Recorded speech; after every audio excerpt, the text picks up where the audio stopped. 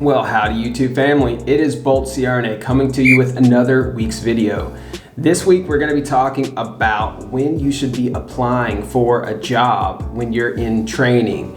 At what point do you start putting in applications and getting ready to become a paid employee as a CRNA when you're in that last leg of your training? When do you start doing this? Let's get into it.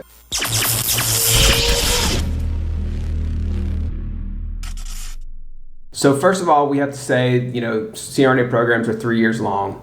Your first year is usually academics exclusively. Second year is usually a blend of academics and clinicals. And third year is usually mostly heavily clinical rotations. And you really in your third year is when you start thinking, okay, I'm hitting close to the finish line. I'm in my last year of training. When do I start applying? And I get this question from you guys all the time of like, what's the best time to start submitting applications and actively talking to groups? I would say it's important that you are in your third year. Don't start talking to programs when you're still in your first or second year. I'm not programs, but groups, anesthesia groups. When you're still in your first or second year, that's too early. You really don't know what you're looking for or what you want, and you don't really have that much, you're too far away from being able to even work for that group for them to really seriously consider you for a position.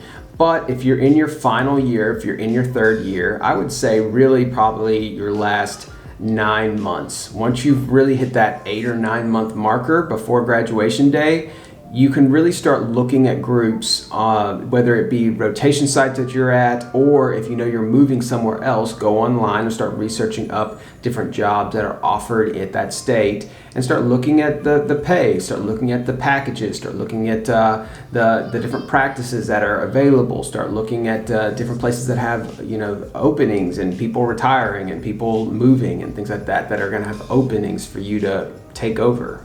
And then start making a list up. Start making a list of what's important to you. You're not going to be able to get everything in anesthesia, and that's important to remember. You're not going to get everything in any position really, but in anesthesia specifically and as a CRNA, you're going to have to pick between a few things. Location is one, salary is another, and autonomy is the third. So you're not going to get everything you want out of all three of these. You're going to sacrifice one of them at least. Maybe, hopefully you get two of the three. And if you're lucky, you might be able to get half of the third one, like a compromise that you can meet on the third one. So you need to decide what's your most important element. Is the money the most important? And I know a lot of you are going to be, in school, of course, all of us were like, money's the most important. Whoever's paying $300K plus is who I want. Yes, that money is always nice. Money is important. But I'm telling you, once you get into practice, you will not care. The money will matter, but it won't be your number one. Your practice, going to and from work every day and enjoying what you do, enjoying the group you're working with, enjoying your lifestyle and your practice style is very important. So if you're living in a place that you don't like, you get off work every day and you go home and you don't like living where you live, you don't like the weather, there's not anything fun to do, you're not meeting anybody, say you're single or something, and there's nobody to meet, there's nobody dating, there's no social life, you just go home and go back to work again, because there's a Walmart and a McDonald's in that town, there's nothing else. That's not that fun. I'm telling you, I compromised with something like that for my first job, and I regretted it. Because I thought that I could manage that. I thought it wouldn't be that bad, but it actually is quite boring and it can get to you. And if you have kids or a spouse or whatever, they're also going to have opinions about where you're living. And if you've moved them somewhere that they don't like, to a school system that's not good, or your loved ones or your spouse or whatever is not got any friends there, and there's no social activities for the family and stuff, you're going to get some heat from that too. My friends who have done that have had trouble. So you have to really consider location. It's not as simple as who pays the highest salary and we'll just go there and be happy. You may go there, but you may not be very happy. And so you may not last very long. You may be there a year and then move again, and that's kind of a headache. So I'm just telling you, don't think money is the only thing that matters. Consider other factors. So like I said, location, I alluded to some of the details there, the weather and things to do, stuff like that, that's important. And some people, I mean, if you have family, like extended family, like parents and other relatives and stuff that are very big parts of your life, maybe that's an important element to you guys. Maybe if with your family dynamics, it would be really disruptive for your family to move somewhere else and be, 5 states away where you see your family twice a year. Maybe that's a huge deal breaker for you guys, and that would be a big burden, and you don't want to do that. If that's your lifestyle, then you have to, own that and understand that and say, okay, so my family, my extended family, our unit is very settled in here, and there's not really the option to go very many other places. So I need to look within about an hour or so of this area and try and find, a group that is commutable to here. And you should be able to pretty much anywhere you drop a pin on a map in the US, you should be able to find plenty of jobs as a CRNA. They're in high demand all over the country. In fact, there's more jobs offered now than ever before. So you should be able to find a job. But the problem is, like I mentioned, if you are very choosy on location, you're not going to be able to be as choosy about the salary and the autonomy.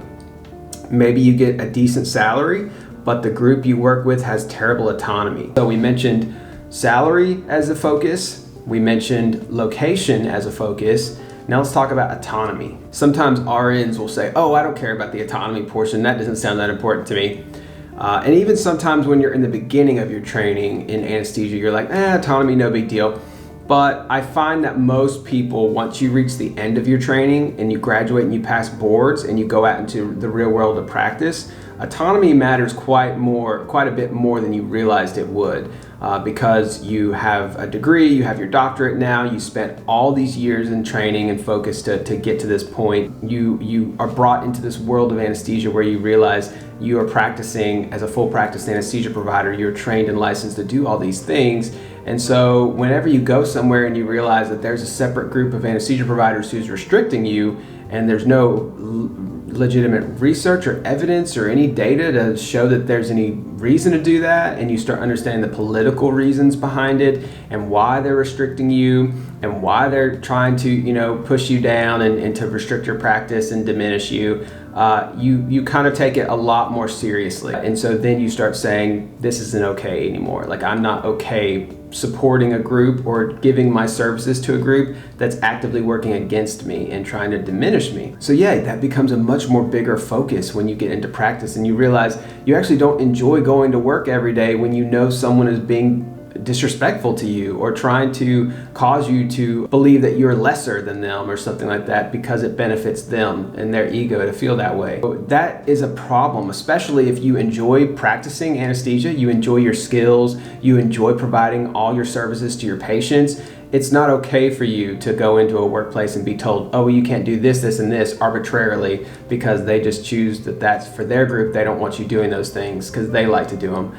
So those are big issues. So you will find that third thing, that autonomy thing, actually is a huge aspect of your professional practice and you enjoying working every day. You're going to spend probably 40 plus hours a week in your job, and you spent all these years focusing on getting to this point to practice like you are and be licensed as you are. So it becomes important to you that you actually enjoy going to work every day. You enjoy the group you're with. You enjoy collaborating and connecting with other providers there and not feeling like they're trying to hold you down or work against you.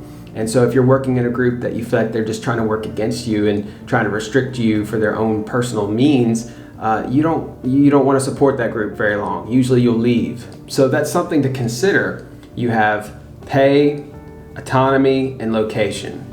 Another good thing that a lot of third years do is they start looking at the groups that they've rotated at and that they're going to be rotating at. They start asking around their peers in their group who have rotated maybe at some hospitals that you didn't get a chance to rotate at, and you say, hey, what do you think about this place? What do you think about this place? Especially if you know you're going to stay local. You say your family's in a school system or some reason that you need to stay more locally where you trained. At that point, you should probably be choosing from hospitals that you rotated at or that you know personally, people who have gone to that can give you firsthand experience and tell you, oh yeah, this group operates like this, and this group has problems with this, and this group has this issue. Because I'm telling you, there's a lot of stuff on paper when you're looking at a job application or you're even you're even flying to that hospital system and you're talking to them in person. There's a lot of stuff that you won't see about the small minutia, about the practice and the way things flow there, that you won't see in an application or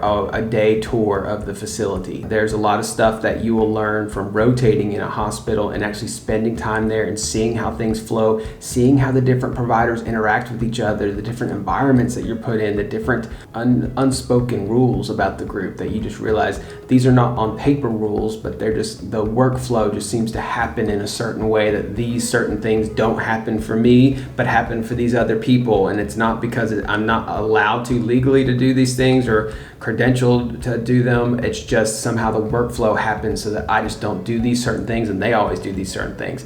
That kind of stuff happens all the time in anesthesia groups, and you won't really see that or know that unless you have rotated there in training, or you know someone personally who's been there who can give you a firsthand experience of like, this is what you should expect.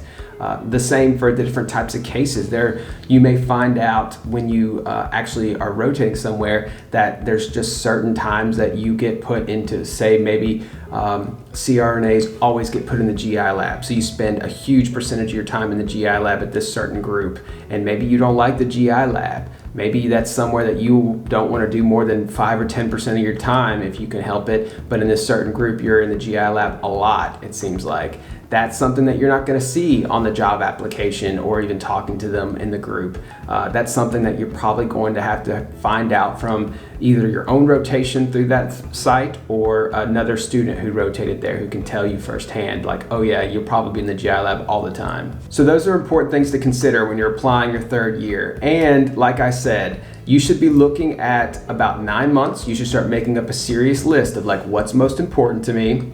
Whatever's most important, I should start looking for groups that match those things that are the most important. If autonomy is the most important thing to you, start looking for the autonomy group. Start saying, okay, I may have to drive a little bit farther out, more rural, to get the best autonomy that I want. Or maybe I might have to sacrifice a little bit of the salary to have the best autonomy in this certain group.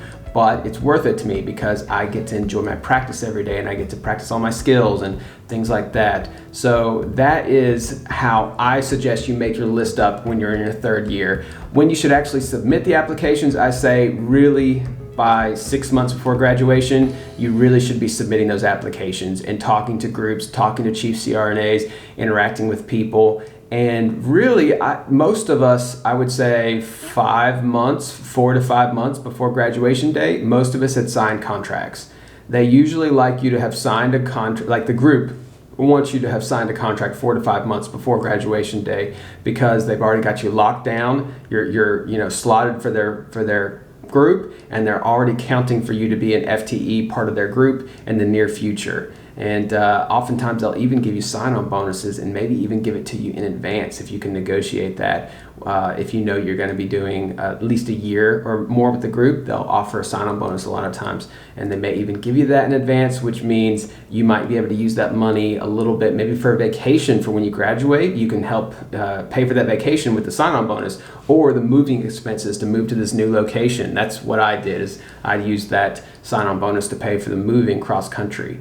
But so that is when I think you should be applying to CRNA school or CRNA jobs when you're in your CRNA program. But I want to hear from you guys down below. When did you start applying for your first job as a CRNA? What year were you in the program? I've even heard of some people like graduating even and not even having a job lined up. Like they just start talking to groups after they've graduated, which to me is total insanity. But if that's what you did, I want to hear below, like why? Why did you wait so long? Groups are usually knocking down our doors. In fact, our third year of the program, every single Friday for probably at least 6 or 8 months of our third year, we had an anesthesia group coming into the school every Friday where we did board prep class in lecture. They would come in at the end of the day and they would buy us lunch or breakfast, depending on what time they showed up. And they would just do a sales pitch and just try. And sometimes they'd even bring gifts and prizes and along with the lunch, and they would just try and recruit us. One group flew from Manhattan down to Tennessee to try and recruit us. So, and this was 2018, and the market is even heavier for CRNAs now. So they're even more desperate for CRNAs now. So I have no idea why people are waiting until graduation day to sign on for a group, but let me know down below what you did. If you have not hit that like button, hit that like button, hit that subscribe button. Let me know if you want to be part of the memberships. Join up over for the memberships. I do mock interviews, I do behind the scenes videos, I do study guides over there, I do one-on-one Q&A, whatever you guys need. There's a different membership tier for you.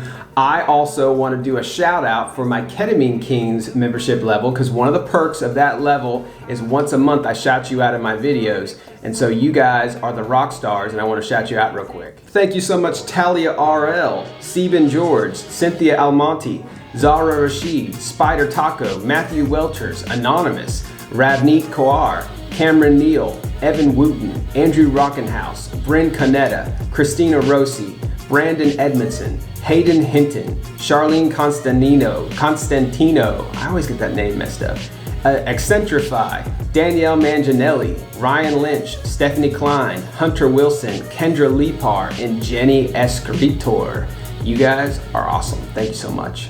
And make sure and come back next week, guys, because every Monday I post another video. Follow me on TikTok and Instagram if you're not already doing that, and that is Bolt Out.